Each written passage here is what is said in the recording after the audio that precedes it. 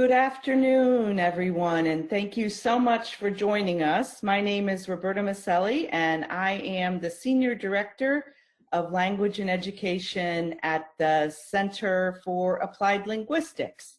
We are so happy that you have taken time out from your busy schedule to join us for what is a series of Cal Policy One Takes.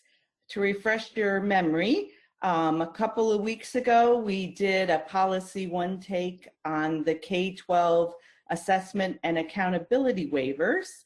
Last week, we did a Policy One Take on adult education. And today, in our third of a series of 4 Policy One Takes, we are going to provide you with an update on the United States Emergency Coronavirus Relief Funds for K-12 education. Again, we want to thank you so much for joining us, and I'm going to turn it briefly over to my colleague Chelsea Lafferty, who's going to tell you a few details, and then we'll get started with the content. Thank you, Roberta. Thank you all for joining us today. Just so y'all are all aware, this recording will be available, the recording of this webinar, on our YouTube channel, and it will be available also on our website, and I'm sending you the URL for that as well, and it will be available for free. And we are live tweeting this, so feel free to check out our Twitter page, which is cal_linguistics, and I'll also provide that in the chat box at this time as well. Thank you so much. Okay, thank you, Chelsea. So here we go. We're going to give you a brief update today on some information that has just come out of the United States Department of Education related to the emergency coronavirus relief funds for K-12 education. Before we get started, I just wanted to share the CAL's mission. The mission here at the Center for Applied Linguistics is to promote language learning and cultural understanding by serving as a trusted resource for research, resources, and policy analysis. And this Cal Policy One Take series is focusing on that third piece of our mission here at Cal and trying to do what we can to provide support for the field related to policy analysis. So let's get into the content. For those of you that participated in the webinar I think it was about 3 weeks ago, this slide will look very familiar to you. For those of you that didn't participate, I included it just to kind of ground our discussion today. And that is that many of you are aware on March 13th, President Trump declared a national emergency in response to the health threat posed by COVID-19. And the reason that's important for our discussion today is because of that declaration of that national emergency, that allowed Congress to take some action, which provided some flexibility to agencies, one of which is the Department of Education. And then following the national emergency, declaring the national emergency, at the end of March, President Trump signed the CARES package, which is a large package of lots and lots of money, of which today on this webinar, we are going to talk about one piece of it, and that is the piece that is called the Education Stabilization Fund. And within that piece, and so in other words, we are only talking about one small piece of the large CARES Act, which is focused on education.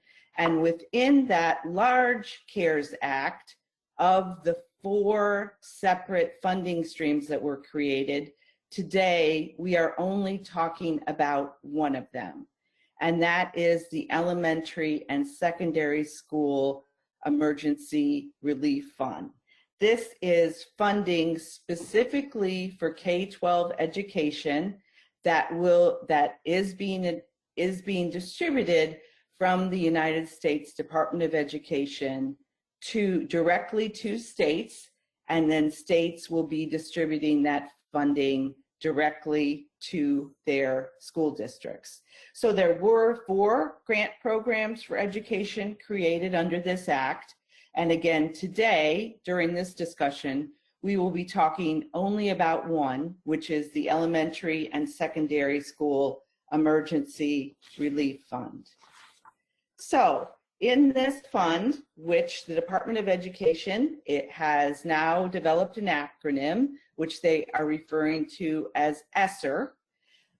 In this fund, there is $13.2 billion, which is now being distributed to states, as I said, and states will then very quickly be distributing that money to their local school districts.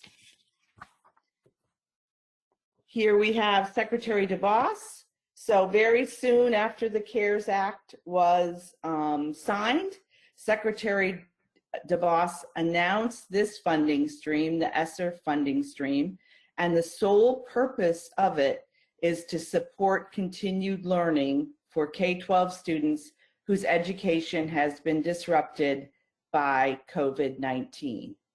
And Secretary DeVos, for those of you that have paid attention to her over the course of her tenure, know that she has been very firm about trying to do whatever she can within her authority to allow states and schools flexibility, because she has felt as though K-12 education in the United States was not nimble enough, was not agile enough, and certainly was not doing enough to get the funds directly down to the students, nor was it doing enough to meet the individual needs for the students.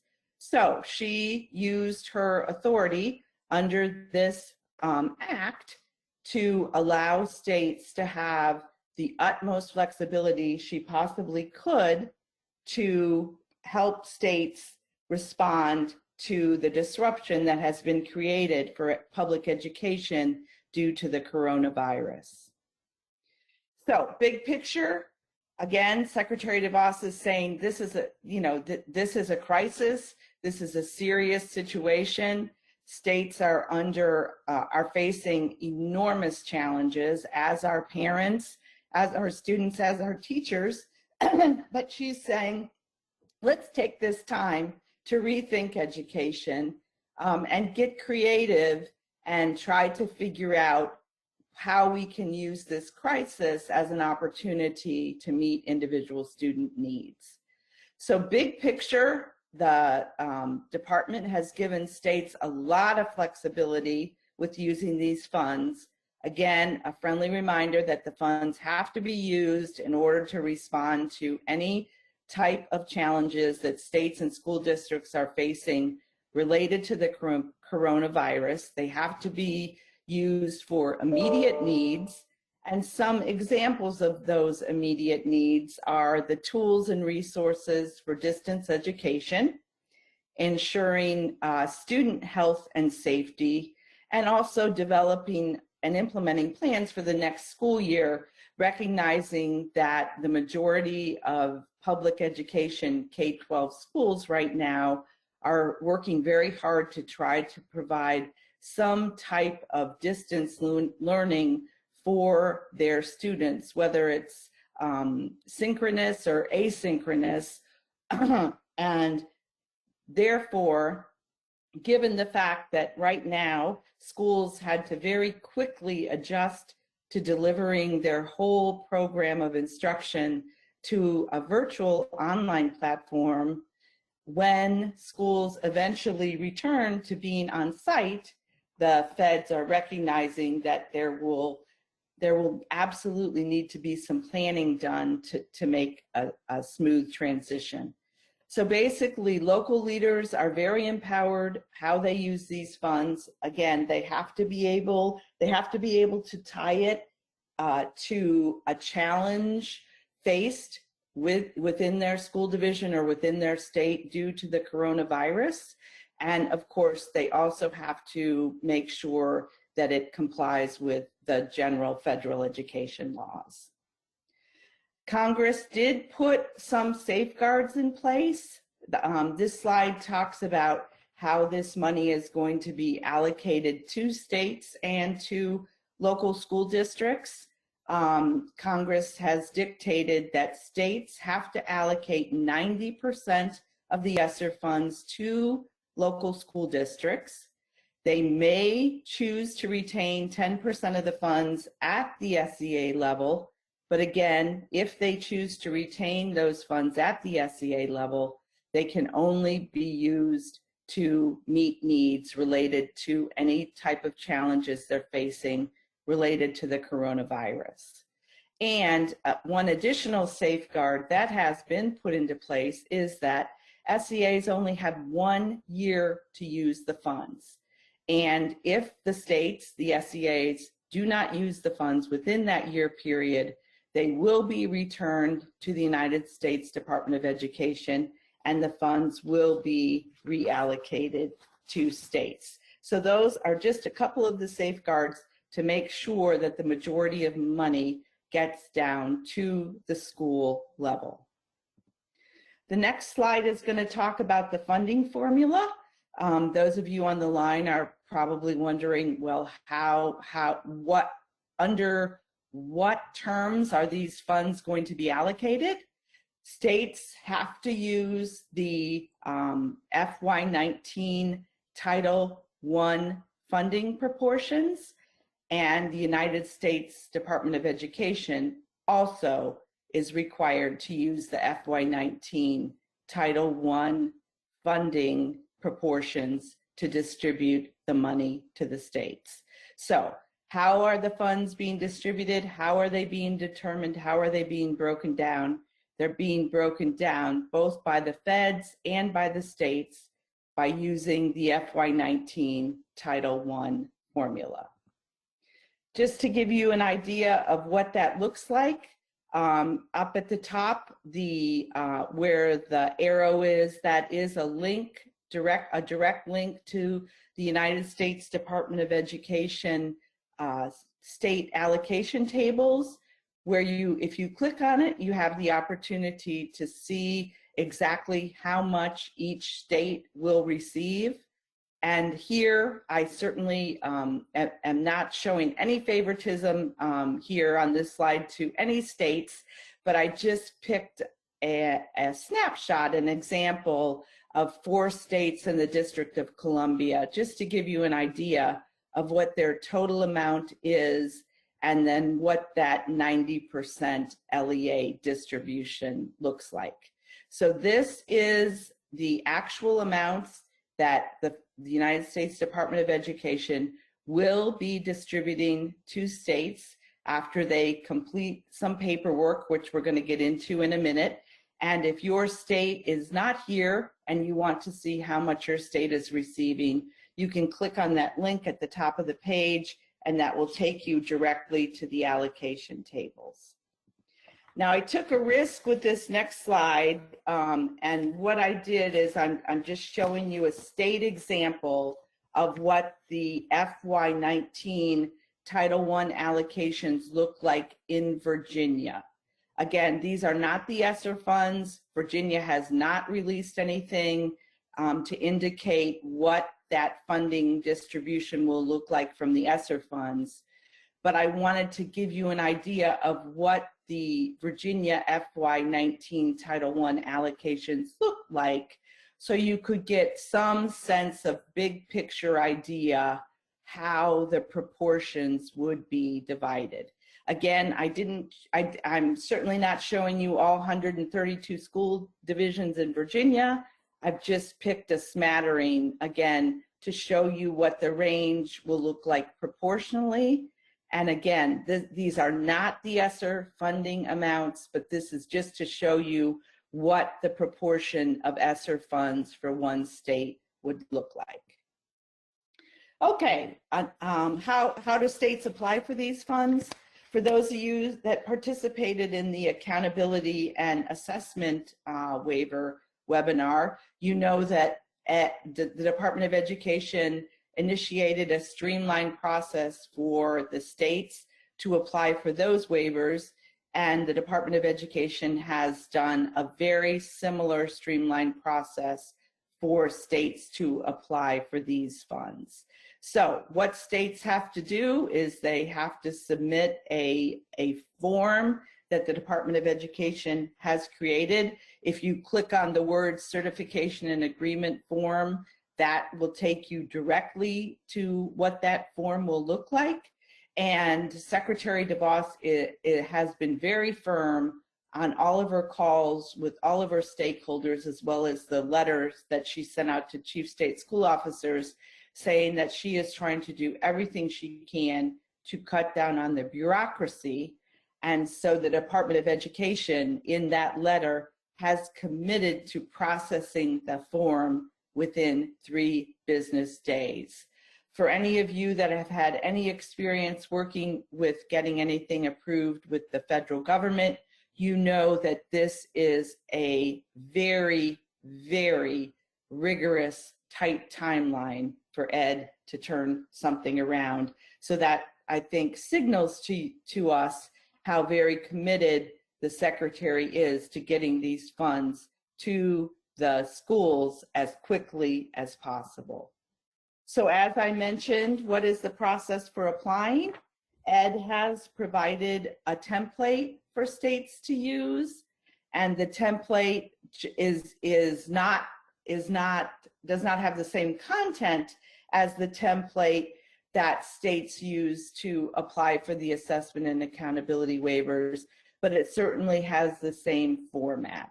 It once again is a checklist, and so therefore states have the option of checking what of the various waivers they are interested in applying for. One of them is the carryover limitation. For those of you that are experts in Title I, you know that Title I funding has a 15% carryover restriction. If states fill out this form and choose the option of checking this waiver, they would have the option of waiving that carryover limitation. They also have the option of extending the period of availability. And finally, and maybe most importantly to those of you on this call, is states also have a lot more flexibility in how they can use these funds for professional development. They are able to have the very strict federal ESSER definition of professional development waived, and they have more flexibility so that they can get these funds used for virtual instruction, for professional learning, for hardware, for software, for supporting parents, basically big picture, any way that they need to be able to address the challenges that they're facing due to the coronavirus. And then again, the states also have to give some assurances, just like with the assessment and accountability waivers. There is the assurance that the states will provide notice and the opportunity for public comment, making sure that they are informing and getting input from their stakeholders. They also have to assure that they themselves and their subgrantees will use the funds according to the statute. And finally, they have to make sure that they mitigate any negative effects of these funds. So states submit the waivers to the department, and the department will turn these waivers around very quickly. So now it's your turn. Now it's your opportunity. For those of you that are participating, why don't you take just a minute and think about how do you think your state should use the funds? And then why don't you share with us how you think, what might be some ways that you would recommend your state uses the funds in the chat. And then Chelsea will help us by sharing what you're sharing.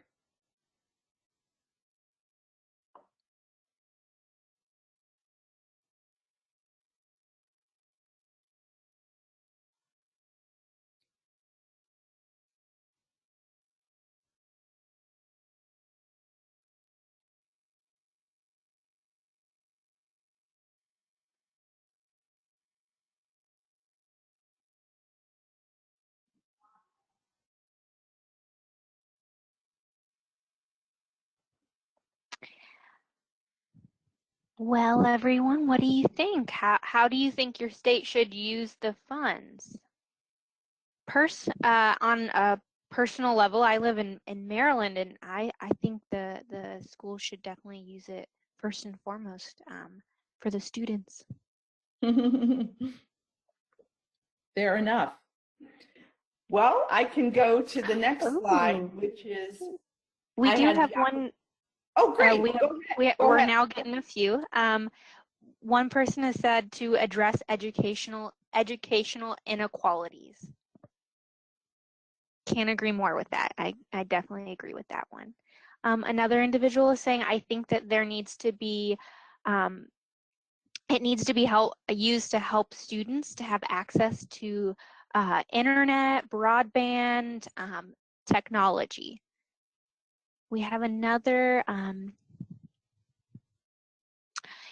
this isn't necessarily limited just to one state, but I have noticed that a lot of parents on Facebook post pictures, status, alluding to the difficulties in maintaining students' attention while homeschooling. I think some resources should be used by dedicating to creating resources for parents, for implementing home learning, help with homework, things like that. Thank you, Rebecca. That's a great idea. Another individual said, I believe my local district purchased numerous laptops and hotspots to increase connectivity for all students. Another individual has said, I would like the state to use the funds to provide MILs and ELL students with appropriate learning language problems. Great, great, absolutely. And our last one, I'll say out, funds could be used to supplement lessons by creating multiple versions to adapt to each individual child's learning capabilities. Absolutely, that's a great idea. And we have some more in regards to technology and being able to get more access out there for technology. Yeah. Great. Well, thank you, all of you who are participating and who shared that information in the chat. I think you are right on target. I have provided for you here on this slide some of the ways that states have said that they are actually planning to use the funds. And so whoever said for technology infrastructure, you are right on target. I was able to participate in a meeting with about 40 out of the 50 state directors yesterday, where they were sharing how their state plans to use the money. And top of mind for each state is the technology infrastructure. Just as many of you said, and as many of you are well aware, there are many families out there that do not have internet access. There are also many families out there that do not have computers or the hardware necessary to connect to the virtual learning platforms, even if they did have internet access. So states were sharing lots of different ways that they're partnering with internet providers and other organizations to try to do what they can to make sure that everyone in their state has technology infrastructure. The top two way states are planning to use this money is professional development for teachers. My hat goes off to all of the teachers out there every single day, because the turnaround for them to prepare to change from an on-site delivery system to a virtual delivery system, I think in many places was almost overnight. And many teachers, as we know, are very skilled at this and have been doing it for a long time, but there are others that just simply haven't had the opportunity. So technology infrastructure is number one, professional development for teachers is number two, and then those of you that mentioned parents in the chat, you're spot on. Many of the states are finding that even if the parents do have the technology and even if they do have the internet connection, they are struggling to be able to know how to best support best support their children. And then the next one, and certainly these are not in order of importance, is support for students. Just like teachers need a different kind of support for delivering in a virtual platform, students also need support in terms of their social and emotional learning, because the typical ways that they interact with their peers, with other adults, are quite different in this virtual platform. And then finally, resource development.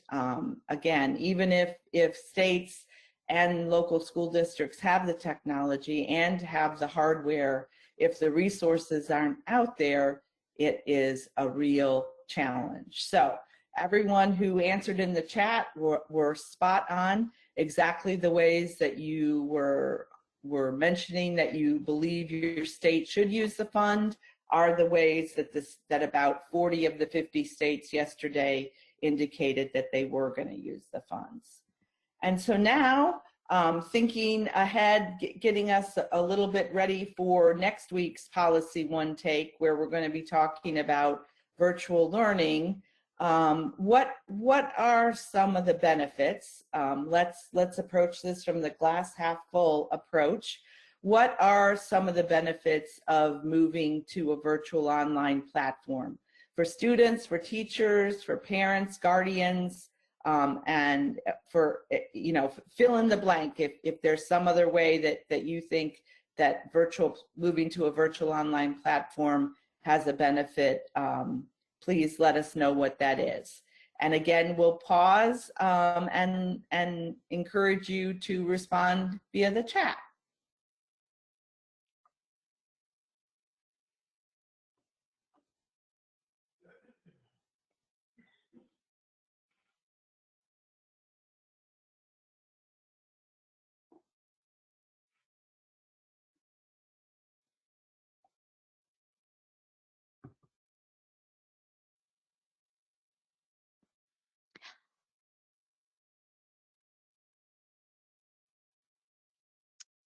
We have some folks saying gives an opportunity to kind of equal the learning field. It really brings to light some of the disparities that are like not always as clear and visible in the classroom setting, and it gives a better holistic view of some of those inequalities and disparities that then the teacher can address better. Ooh, great.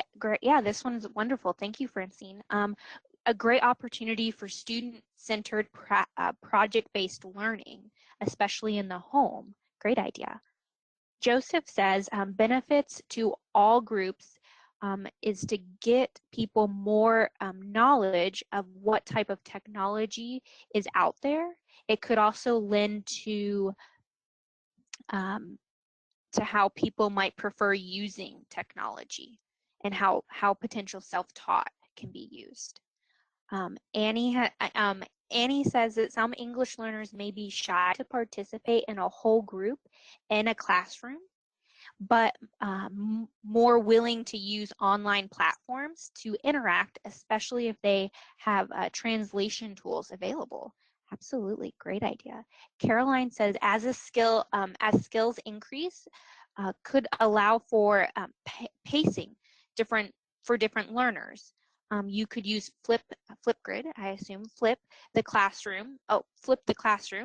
Those who can learn independently and can move forward, and those who need more face-to-face time and assistance with that.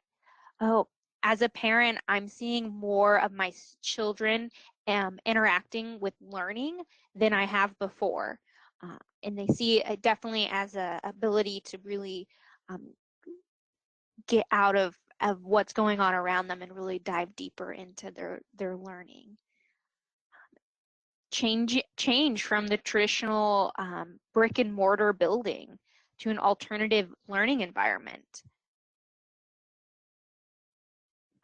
So many good answers. It gives an opportunity for students to shine, bringing them to the forefront of their funds of knowledge.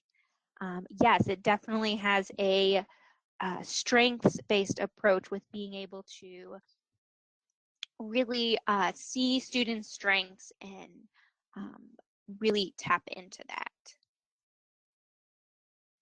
And the last one, it's been a strength for teachers because they're really being able to integrate technology into their online classrooms, which is a better way of engaging older students. That's great, absolutely. Roberta, I'll send it back over to you. Okay, thank you very much, Chelsea, and thank you to all of you for participating. So all of you are absolutely spot on. Here are some of the possible benefits that are starting to emerge in the field, and I think you've mentioned every single one of them, and thanks to you, we have a lot more to add to our running list. Many people out there are saying, many teachers and parents and students are actually saying that the online virtual platform is a way to better meet individual student needs, because you're right, Annie, who said, you know, if students are reluctant to participate, sometimes the different ways of participating through the virtual environment open up doors for students. It can be more efficient. There's a direct focus on instruction. There's no changing classes. There's no getting on and off the bus. There's no going to your locker. So it can be much more intense and much more efficient. And then we are working toward having a wide range of resources available so that perhaps the instruction doesn't have to be limited by whatever resources are available in the brick and mortar schoolhouse. And then finally, as many of you said, it's preparation for the future, preparation for what our world is going to look like once we get on the other side of this virus. And so with that, I think we have a few minutes for questions. If anybody has questions, if you want to put them in the chat, and Chelsea will help me manage them.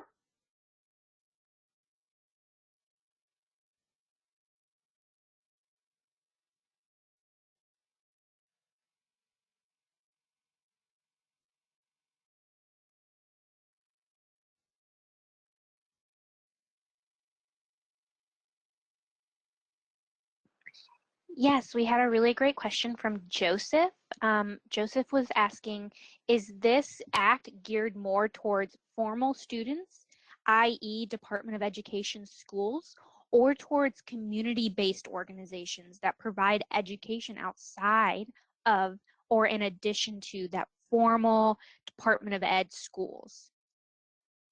So the funding is for the K-12 public schools and charter schools. But within that, states are distributing the funds to their local school districts. And as we mentioned, the local school districts have flexibility with how they use the funds, but they still have to be in response to any of the challenges related to the coronavirus, and they have to meet the statutory provisions. So Joseph, if you have a specific question, I'm going to, one of the next slides will include my email address. If you want to ask your specific question, I'm happy to answer that offline, because the response that I just gave is, I would imagine, a more general response, and I don't want to not answer your specific question, but thank you for asking it. Rebecca has a really great question in regards to where do you suggest someone might find resources for virtual reading instructions? So Roberta, feel free to share your resources. But if y'all have resources out there, let us know, and I will apply all to those messages so we can all find those wonderful resources. So Rebecca, I would encourage you to join the One Take next week, where we're going to be sharing all the resources that we can pull together. And on this next slide, I am sharing just a few resources for you. Of course, the Center for Applied Linguistics has a multitude of free instructional resources. The United States Department of Education does not have so much resources in terms of instructional resources, but this is the website where all of the policy information is. And then I just included big picture, another resource, excellent, very rich resource, Color in Colorado, which has bilingual resources for teachers, students, and parents. And Chelsea, I actually have gotten a couple of questions here via text. So one of the questions that I've gotten is, how do we know when our state has received these funds? And the answer to that is that you would need to contact your state directly. But just as the federal government is very committed to getting these resources out to states quickly, I know that states are also very committed to getting the resources out to their local schools. And with that, Chelsea, I'm going to put up the last slide, which is my contact information. Please reach out to me if you have specific questions that we didn't have the opportunity to answer today. And I would encourage you to join us next week for our Policy One Take, where we are going to be sharing the federal requirements related to virtual learning, as well as some resources.